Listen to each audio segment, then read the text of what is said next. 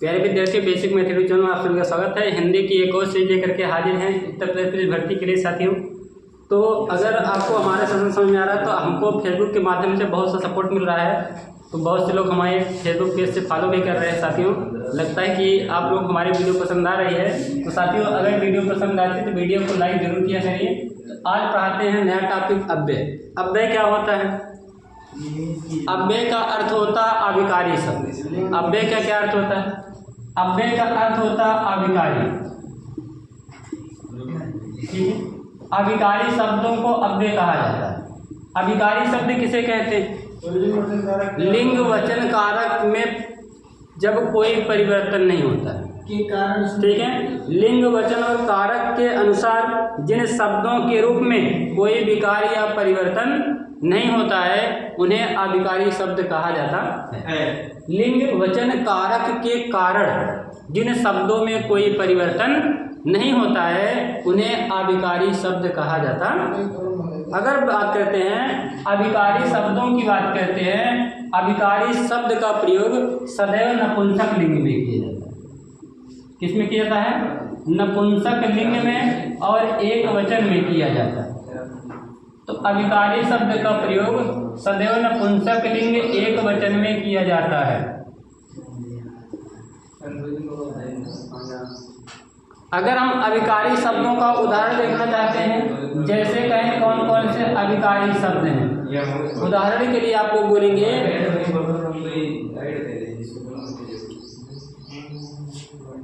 और, या, अथवा, तक, ये सब जो शब्द होते हैं इन्हें कहा जाता है अभिकारी शब्द कहा जाता है। लिंग वचन कारक के कारण जिन शब्दों में कोई परिवर्तन नहीं होता है उन्हें अभिकारी शब्द कहा जाता है।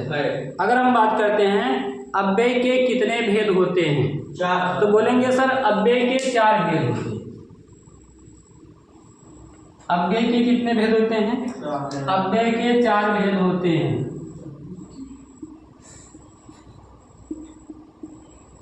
अव्यय के 4 भेद होते हैं।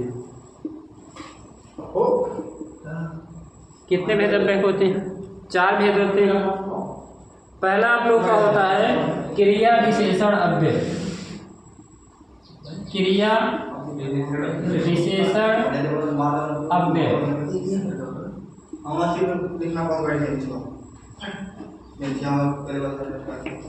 क्रिया विशेषण अव्यय क्या होते हैं? ऐसे शब्द जो क्रिया की विशेषता बतलाते हैं। किसकी विशेषता बतलाते हैं?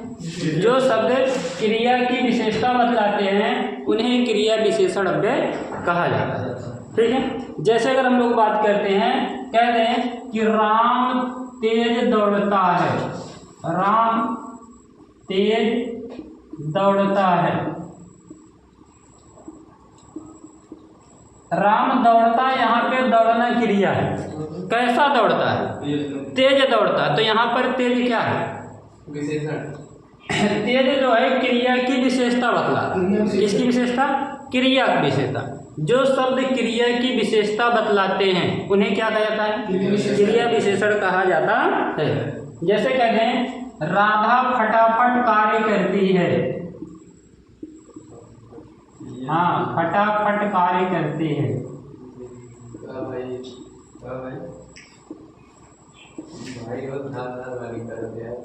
यहाँ पे बोलेंगे फटाफट में क्या है? बोलेंगे फटाफट में क्रिया विशेषण है। क्या है? क्रिया विशेषण, क्योंकि वह कार्य तो करती है लेकिन कैसे करती है? फटाफट। मतलब क्रिया की क्या बतला रहा है? विशेषता। जो शब्द क्रिया की विशेषता बतलाते हैं उन्हें क्रिया विशेषण अव्यय कहा जाता है। प्यारे विद्यार्थियों, हमारी अगली वीडियो क्रिया विशेषण अव्यय की विस्तार वीडियो होगी। तो आप लोग अगर हमारे फेसबुक पेज से नए हैं तो हमारे फेसबुक पेज को फॉलो कीजिए। यदि हमारे यूट्यूब पर नए हैं तो यूट्यूब चैनल को सब्सक्राइब कीजिए साथियों। और देखते रहिए हिंदी की एक बेहतरीन से बेहतरीन क्लास जो आपको दिलाएंगे उत्तर प्रदेश पुलिस भर्ती में 37 में 37। तो पहला पॉइंट हम लोगों ने सीखा क्रिया विशेषण अव्यय और दूसरा होता है संबंध बोधक अव्यय। संबंध बोधक अव्यय।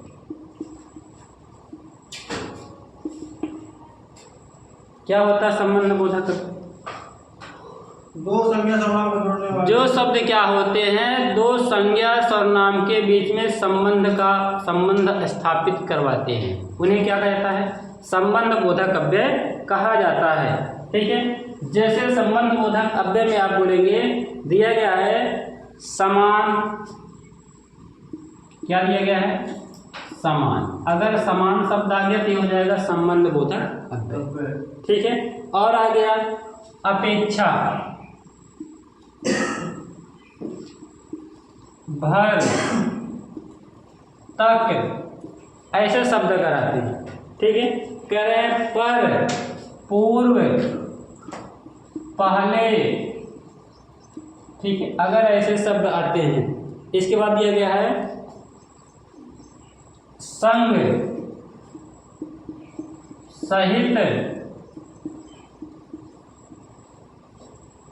इसके बाद आप लोगों को दिया गया है आगे,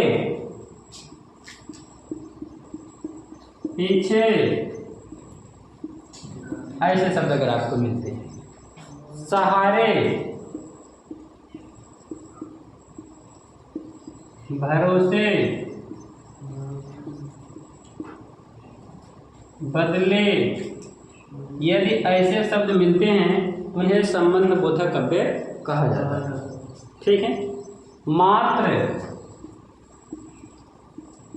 आदि। जैसे आप कह थे राम पहले आया, राम पहले आया, तो इसमें आप लोगों से बोला जाएगा इसमें कौन सा अव्यय है? तब बोलेंगे संबंध बोधक अव्यय। कौन सा अव्यय? संबंध बोधक अव्यय। ठीक है, गाड़ी आगे खड़ी है,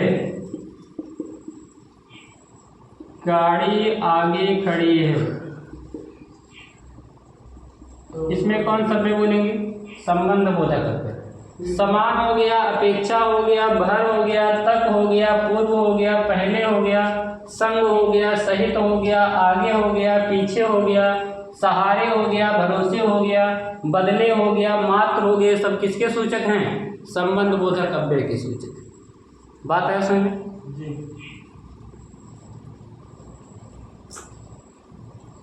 जैसे कह रहा है जल के बिना जीवन संभव नहीं। उदाहरण के लिए दिया गया है जल के बिना जीवन संभव नहीं है। जल के बिना जीवन संभव नहीं है।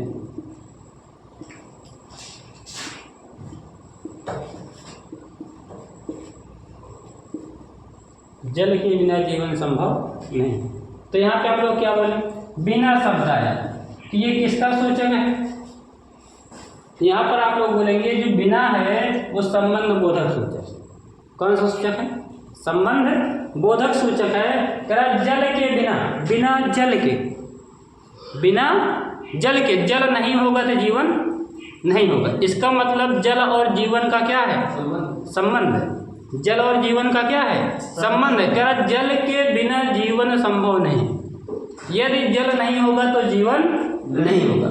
इसका मतलब जल और जीवन में क्या है? संबंध है। और उस संबंध को कौन बता रहा है? बिना शब्द बता रहा है। क्या बता रहा है? इसका मतलब ये बिना क्या है? संबंध बोधक शब्द है। क्या है? संबंध बोधक शब्द है। ठीक है, कह रहा है रीता चारपाई पर लेटी है। रीता चारपाई पर लेटी है। तो बताएंगे पर में यहाँ पर क्या है? संबंध बोधक अव्यय। क्या है? संबंध बोधक। ठीक है, अच्छा किसी ने कहा कि सर रीता चारपाई पर लेटी, इसमें अधिकरण कारक है। कौन सा कारक है? अधिकरण कारक है। तो जहाँ पर अधिकरण कारक होता है वहाँ भी संबंध बोधक अव्यय माना जाता। बात है सुनने के लिए। अच्छा कारक के साथियों आगे एक नए सेशन में नई वीडियो आपको मिलेगी, तो तब तक के लिए वेट कीजिए कि कारक की एक महत्वपूर्ण क्लास आपको कब मिलेगी। एक दिन पहले आपको बता दें कब आपको कारक वाली क्लास मिलेगी। ठीक है। दूसरा है समुच्चय बोधक अव्यय। समुच्चय बोधक तीसरा पॉइंट आपका हो गया समुच्चय बोधक अव्यय।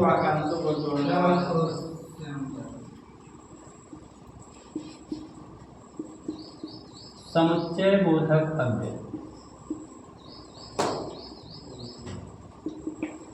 क्या होता है? समुच्चय बोधक अव्यय यहाँ पर क्या होता है? दो वाक्यों को एक साथ जोड़ने का कार्य। समुच्चय मतलब समूह होता है, ठीक है। जहाँ पर समूहों को, भीड़ों को जोड़ने का काम किया जाए, दो पंक्तियों को जोड़ने का काम किया जाता है, वहाँ समुच्चय बोधक अव्यय होता। बात क्लियर है? ऐसे शब्द जो दो वाक्यों को एक साथ जोड़ने का काम करते हैं उन्हें समुच्चय बोधक अव्यय कहा जाता, ठीक है। उदाहरण के लिए अगर हम लोग बोलेंगे, जैसे बोलेंगे समुच्चय बोधक अव्यय के बारे में बोलेंगे तो कह रहा और क्या है? और समुच्चय बोधक अव्यय, ठीक है। और के बाद आप कहेंगे या, अथवा, ठीक है, लेकिन, किंतु, परंतु, इसलिए,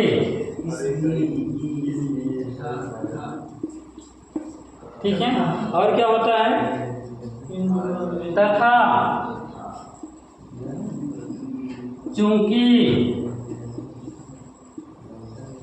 यद्यपि,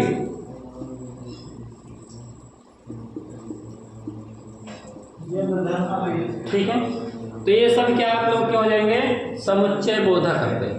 जब ध्यान देंगे आपको लगेगा कि यहाँ पे क्या हो रहा, दो, ये शब्द दो पंक्तियों को जोड़ सकते हैं, तो वहाँ पे आप क्या बोलेंगे? समुच्चय बोधक अव्यय बोलेंगे। जैसे कह रहे हैं मोहन आया, देख लीजिए, मोहन आया और गीत गाने लगा, और गीत गाने लगा। मोहन आया और गीत गाने लगा। एक देखिए, पहला वाक्य है मोहन आया, दूसरा वाक्य है गीत गाने लगा। सुनिए, पहला वाक्य है मोहन आया और दूसरा वाक्य है गीत गाने लगा। तो भाई देखिए, दोनों वाक्यों को कौन जोड़ रहा है? और जोड़ रहा है, ठीक है। आगे देखिए, क्या रहा है? वह पढ़ने नहीं गया, वह पढ़ने नहीं गया क्योंकि बारिश तेज थी, क्योंकि बारिश तेज थी।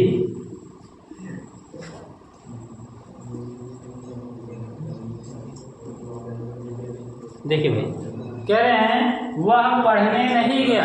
क्यों नहीं गया? क्योंकि बारिश तेज थी।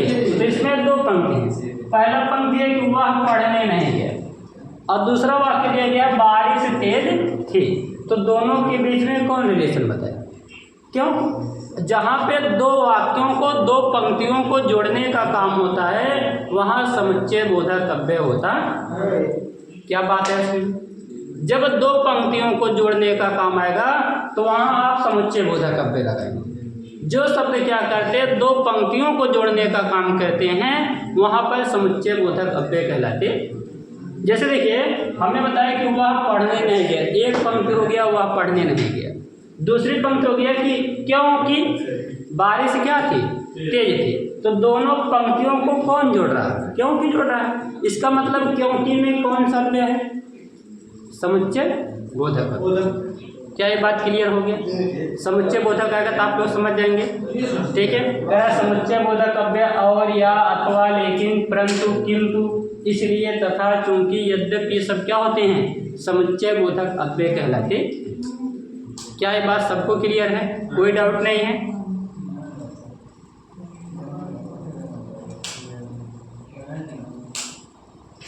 प्यारे विद्यार्थियों, अगर आपको अपने स्टडी से कोई भी समस्या होती है या आपको किसी हेल्प की ज़रूरत हमसे होती है तो आप लोग हमको टेलीग्राम के माध्यम से ज्वाइन कर सकते हैं। हमारा टेलीग्राम है साथियों @बेसिक मैथ 961। इसको आप टेलीग्राम पे जा करके सर्च करेंगे तो हमारा टेलीग्राम मिलेगा बेसिक मैथ करके। तो वहाँ पे साथियों आप जाएंगे तो @बेसिक मैथ 961 को जब आप सर्च करेंगे टेलीग्राम पर तो यहाँ पर आप देखेंगे कुछ लोग जुड़े हुए हैं। तो वहाँ पे आप जुड़ सकते हैं। कोई भी डाउट आपके हैं तो आप हमसे प्रश्न सीधा पूछ सकते हैं। आपके डाउट को हम अपने वीडियो के माध्यम से या टेलीग्राम के माध्यम से पूरा सॉल्व करने की कोशिश करेंगे साथियों। यदि आपको कोई और सहायता चाहिए तो आप फिर भी हमारे टेलीग्राम के माध्यम से @बेसिक मैथ 961 से हमसे जुड़ सकते हैं साथियों।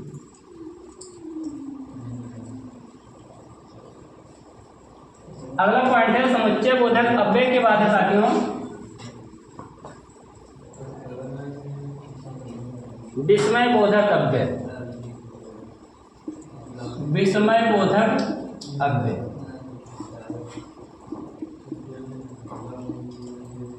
विस्मय बोधक अव्यय क्या होता है? विस्मय बोधक अव्यय जहाँ पर क्या होता है? दुख, ईर्ष्या, शोक, प्रसन्नता इनका वर्णन, जहाँ पे विस्मय वाली चीज़ों का वर्णन होता है वहाँ विस्मय बोधक अव्यय होता। जहाँ पे चीज़ों को आश्चर्यचकित कर दें, दुखी कर दें, मनोभाव को उत्पन्न कर दें, वहाँ पे क्या होता है? विस्मय बोधक अव्यय होता है। जैसे अगर हम लोग बात करते हैं विस्मय बोधक अव्यय में क्या रहा? शोक, जब वाक्य में शोक प्रकट हो, घृणा प्रकट हो, इसके बाद आश्चर्य प्रकट हो,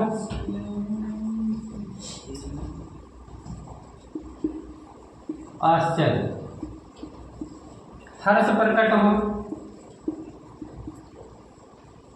और क्या प्रकट हो? तो साथियों अगर इस प्रकार के भाव प्रकट होते हैं, शोक, घृणा, आश्चर्य, हर्ष, विषाद, ऐसे अगर गुण उत्पन्न जहाँ पे होते हैं तो वहाँ पर विस्मय बोधक अव्यय होता है। क्या ये बात क्लियर है? अगर हम विस्मय बोधक अव्यय का मानते हैं इसका एक सिंबल होता है एक्सक्लेमेटरी सेंटेंस को अंग्रेजी में कहा जाता है। ठीक है, ये होता है सिंबल होता है विस्मय बोधक अव्यय का, ये सिंबल है।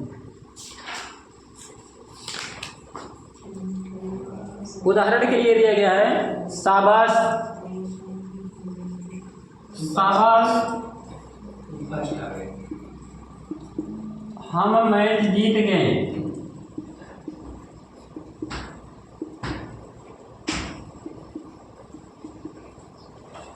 ऐसे दिया गया है छी बहुत गंदगी है।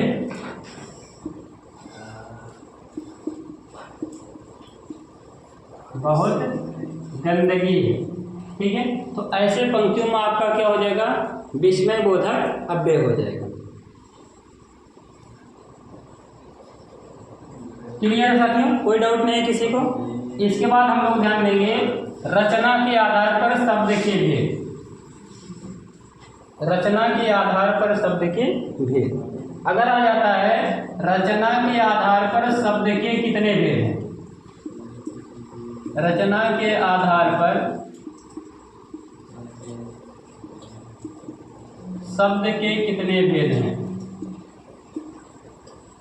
तो साथियों आप बोलेंगे रचना के आधार पर शब्द के 3 भेद हैं। रचना के आधार पर शब्द के कितने भेद हैं? 3 भेद हैं। अच्छा देखिए, रचना में 3 अक्षर, क्या अक्षर है? 3 अक्षर। रचना में 3 अक्षर है, इसका मतलब रचना के आधार पर 3 भेद। रचना के आधार पर कितने भेद हैं? 3 भेद हैं। कौन कौन से भेद होते हैं? पहला होता है रूढ़ शब्द। कौन सा शब्द होता है? रूढ़ शब्द होता है। दूसरा आपका होता है रूढ़ शब्द के बाद क्या होता है? यौगिक शब्द होता है। यौगिक शब्द। और तीसरा क्या होता है? योग रूढ़ होता है। योग रूढ़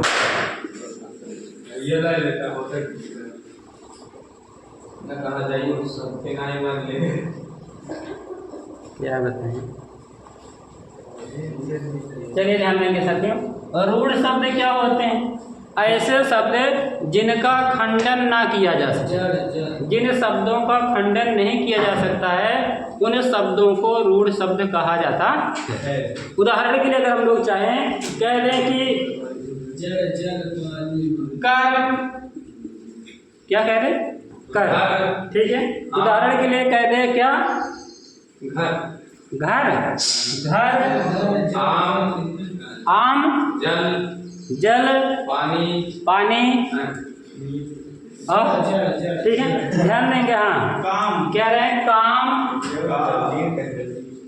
ठीक है। जिनके टुकड़े ना किए जा सके, जिनके रूढ़, जिनको तोड़ा ना जा सके, उन्हें क्या कहा जाता है, रूढ़ शब्द कहा जाता है, ठीक है। कहने का मतलब, सुनो मेरे भाई, रूढ़ शब्द का मतलब होता है जिनका संधि विच्छेद नहीं किया जा सके, ठीक है। आप सीधी सी बात समझेंगे, जिन शब्दों का संधि विच्छेद नहीं किया जा सकता उन्हें हम क्या कहते हैं, रूढ़ शब्द कहते हैं। क्या सबको समझ में आ गया? सबको समझ में आ गया रूढ़ शब्द। आगे होता है यौगिक शब्द, जो क्या होते हैं, दो सार्थक शब्दों से जो मिलकर बने होते हैं, दो सार्थक शब्दों से मिलकर जिन शब्दों का निर्माण होता है उन्हें यौगिक शब्द कहा जाता है। यौगिक माने जोड़ होता है। यौगिक माने क्या होता है, जब क्या होता है, दो सार्थक शब्दों से मिलकर जो शब्द बने होते हैं उन्हें यौगिक शब्द कहा जाता है। उदाहरण के लिए कहते हैं विद्यालय, क्या कहते हैं, विद्यालय, विद्याधन, आलय। तो विद्या दूसरा शब्द है, आलय दूसरा शब्द है। विद्या और आलय दोनों सार्थक शब्द हैं। जब दो सार्थक शब्दों से किसी नए शब्द का निर्माण होता है तो उसे साथ में यौगिक शब्द कहा जाता है। क्या ये बात क्लियर? विद्यालय में कौन सा शब्द है, यौगिक शब्द है। और ऐसे अगर हम लोग बात करते हैं, कह रहे हैं भानुदय, ठीक है, रमेश, ठीक है, रमेश का संधि विच्छेद हो सकता है ना। हाँ, तो जिन शब्दों का संधि विच्छेद आसानी से हो जाएगा उन्हें यौगिक शब्द कहा जाता है। क्या ये बात क्लियर होगी? ठीक, आगे ध्यान देंगे, करा योग रूढ़ शब्द।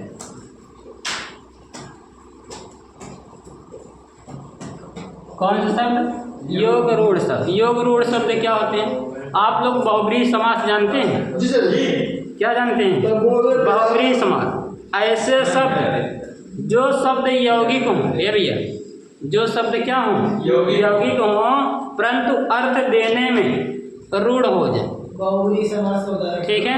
जो क्या हों, यौगिक शब्द हों लेकिन अर्थ देने के बाद क्या हो जाए, रूढ़ हो जाए, वो योग रूढ़ शब्द कहलाते हैं। कहने का मतलब जो बहुब्रीहि समास होता है वो योग रूढ़ शब्द कहलाता है। कौन से शब्द? बहुब्रीहि समास। कौन सा है? बहुब्रीहि समास। जैसे कह रहे हैं गजानन, क्या कह रहे हैं? गजानन। गजानन माने, गजानन माने गणेश, गणेश। अच्छा, कह रहे हैं शशिधर, शशिधर, शशि को धारण करने वाला, भगवान शंकर। हाँ, अच्छा, अगर कहेगा शशधर, शशधर, शश को धारण करने वाला। शश मतलब होता है प्रकाश। शश मतलब क्या होता है? प्रकाश को धारण करने वाला कौन है? तो शशधर ये है चंद्रमा का पर्यायवाची। किसका पर्यायवाची? चंद्रमा का पर्यायवाची, ठीक है। आगे हम लोग बोलेंगे गंगाधर,